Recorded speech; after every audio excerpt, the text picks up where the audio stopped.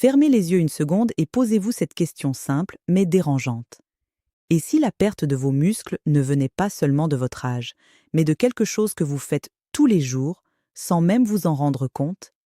Parce que ce que je vois, encore et encore, chez mes patients, ce sont des hommes et des femmes qui se lèvent le matin avec cette sensation étrange dans le corps, cette lourdeur dans les jambes, cette fatigue qui n'existait pas avant, cette impression de devenir plus fragile, plus lent, moins solide, comme si leur corps glissait doucement dans une version d'eux-mêmes qu'ils ne reconnaissent pas vraiment. Et souvent, ils me disent la même chose. Docteur, c'est normal, j'ai pris de l'âge.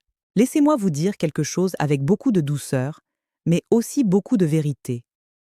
Le vieillissement n'est pas une panne. Ce n'est pas une condamnation.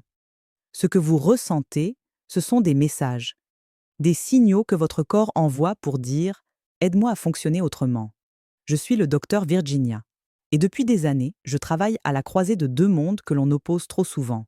La médecine moderne, scientifique, rigoureuse, et la médecine naturelle, basée sur l'observation du terrain, du mode de vie, du quotidien réel des gens. Mon rôle n'est pas de vous promettre des miracles. Mon rôle, c'est de vous aider à comprendre ce qui se passe dans votre corps, pour que vous puissiez reprendre une forme de contrôle, étape par étape.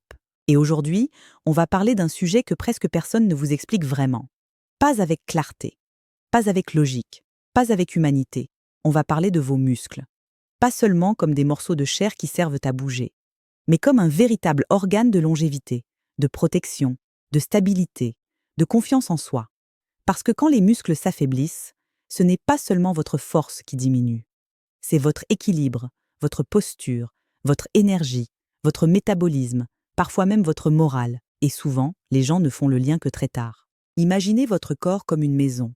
Vos muscles, ce sont les poutres, les murs porteurs, la charpente invisible qui maintient tout en place. Vous pouvez repeindre les murs, changer les rideaux, prendre des compléments alimentaires à la mode, mais si la structure s'affaiblit, toute la maison devient instable. Ce que vous ressentez alors, ce sont des petits craquements, des courants d'air, des portes qui ferment mal, des douleurs, des fatigues, des pertes d'équilibre, et vous pensez que c'est juste l'âge. Mais la vraie question, la question centrale, ce n'est pas comment faire plus de muscles. La vraie question, c'est pourquoi mon corps a-t-il arrêté de les entretenir comme avant? Prenez un instant pour repenser à votre quotidien. Le matin, vous vous levez. Vous vous asseyez pour prendre votre petit déjeuner. Vous vous asseyez pour conduire ou pour travailler. Vous vous asseyez pour manger à midi. Vous vous asseyez le soir pour regarder la télévision ou le téléphone. Votre corps, qui est conçu pour bouger, porter, pousser, tirer, se redresser, s'adapter, passe la majorité de son temps immobile. Et le corps est extrêmement logique. Il est économe. S'il ne reçoit plus le message que ses muscles sont nécessaires, il commence doucement à les désinvestir. Ce n'est pas de la paresse, c'est une stratégie de survie biologique. Mais ce n'est qu'une partie de l'histoire. L'autre partie, plus silencieuse, plus sournoise, c'est ce qui se passe à l'intérieur. L'inflammation de bas grade. Le stress chronique, les carences qui s'installent sans faire de bruit. Le sommeil qui devient plus léger, plus fragmenté. Les hormones qui changent de rythme, de niveau, d'équilibre. Tout cela crée un terrain. Et sur ce terrain, le muscle a plus de mal à se réparer, à se reconstruire, à se renforcer. Je vois souvent des patients qui me disent « Docteur, j'ai essayé de faire un peu de sport, mais je me sens encore plus fatigué après. » Et c'est là que quelque chose d'important se joue. Parce que si vous demandez à une terre appauvrie de faire pousser une plante sans lui donner d'eau, sans lui donner de nutriments, sans lui donner de soleil, la plante ne pousse pas, elle s'épuise. Votre corps fonctionne de la même façon. Alors avant de parler d'exercice, de protéines, de routine, il faut parler de base, il faut parler du terrain. Prenez l'exemple du sommeil. Ce n'est pas juste un moment où vous éteignez votre cerveau, c'est le moment où votre corps répare, où il libère des hormones de régénération, où il reconstruit, en silence, les fibres musculaires que vous avez utilisées dans la journée. Si votre sommeil est court, haché ou de mauvaise qualité, vous pouvez faire tous les efforts du monde la journée, votre corps n'aura pas l'espace biologique pour en tirer les bénéfices. Puis, il y a ce que vous mettez dans votre assiette. Pas en termes de régime à la mode, mais en termes de matières premières. Le muscle, ce n'est pas de l'air, c'est fait de briques, des acides aminés, des minéraux, des vitamines. Si votre alimentation est riche en calories mais pauvre en nutriments, votre corps a de l'énergie, mais pas de matériaux pour construire. Et ensuite, il y a le stress. Celui dont on parle peu, parce qu'on a appris à vivre avec. Ce stress constant qui maintient votre corps dans un état d'alerte. Quand votre organisme est en mode danger, il ne pense pas à construire. Il pense à survivre. Il libère des hormones qui, sur le long terme, freinent la réparation, favorisent l'inflammation et peuvent littéralement envoyer le signal inverse à vos muscles. Ce n'est pas le moment de grandir, c'est le moment d'économiser. C'est souvent à ce moment-là, dans la consultation, que je vois un regard changer. Parce que la personne comprend que ce n'est pas juste une question de volonté. Ce n'est pas juste une question d'âge, c'est une question d'environnement intérieur. Alors, que faire concrètement, mais avec intelligence, avec respect pour votre corps, sans brutalité? La première chose, et elle est presque trop simple pour qu'on la prenne au sérieux, c'est de redonner au corps des occasions de se sentir utile. Pas de le punir, pas de le forcer, mais de lui rappeler pourquoi il a des muscles. Ça peut commencer par des gestes du quotidien. Se lever plus souvent de sa chaise. Porter ses courses au lieu de les faire glisser dans un chariot jusqu'à la porte.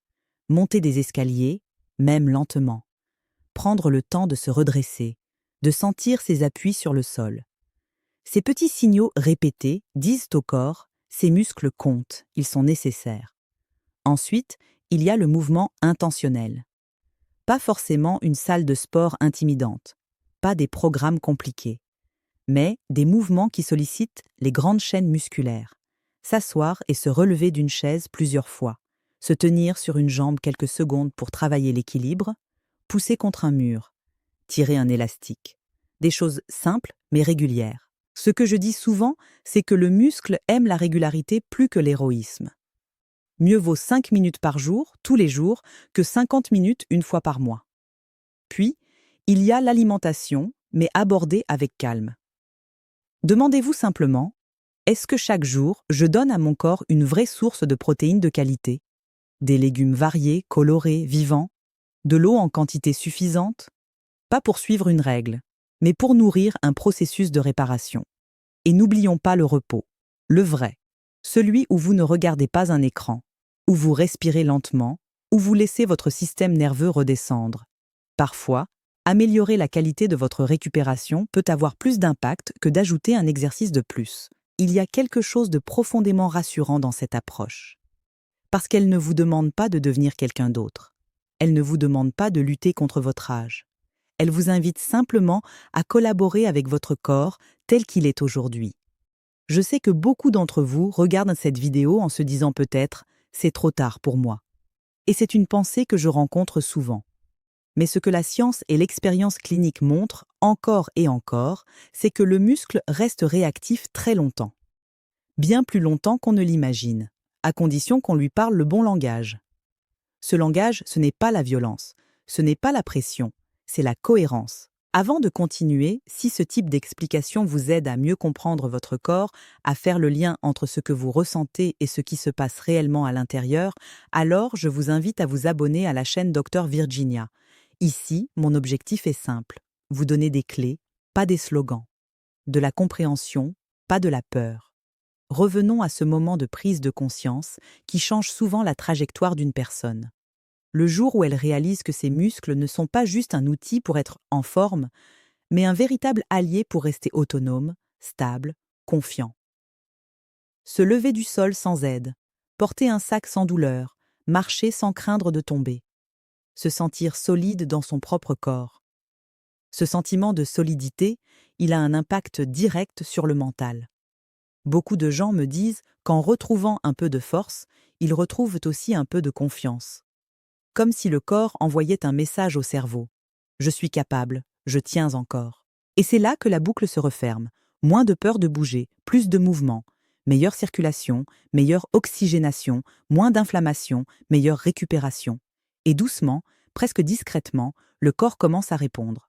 Je ne vous dirai jamais que c'est rapide, je ne vous dirai jamais que c'est facile, mais je vous dirai que c'est possible. Et surtout, que chaque petit pas compte. Si vous deviez retenir une seule idée de cette vidéo, ce serait celle-ci. Vos muscles ne disparaissent pas parce que vous vieillissez. Ils disparaissent quand le corps n'a plus de raison, plus de ressources ou plus de sécurité pour les entretenir.